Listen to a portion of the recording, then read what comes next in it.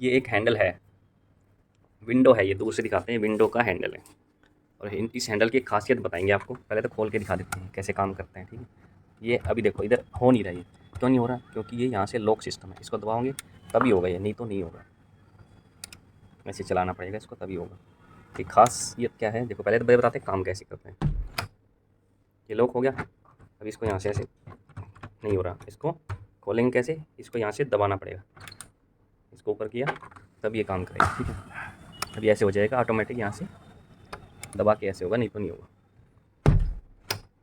अब इसकी खासियत ये है, ये देखो इसकी, यहाँ पे है ना, ये है ना लॉक सिस्टम, यहाँ पे चाबी लग जाएगी। चाबी लगा के इसको लॉक कर दोगे तो ये खुलेगा नहीं। लो अब इसको यहाँ पे लॉक कर दोगे तो ये दबा रहेगा, मतलब ऊपर रहेगा, नीचे नहीं दबेगा, नीचे नहीं दबेगा तो खुलेगा नहीं। अब ये देखो, ये देखो यहाँ से दिखाते हैं चाबी लगने का सिस्टम इसका। यहाँ पे ये दिख रहा होगा, यहाँ पे चाबी लगती है तब होता है बंद। तो ये वीडियो आप बताइए आपको कैसी लगी? क्या आपने पहले कभी ऐसे लॉकिंग सिस्टम देखा है? अगर देखा है तो कहाँ देखा है बताइए कमेंट में करके।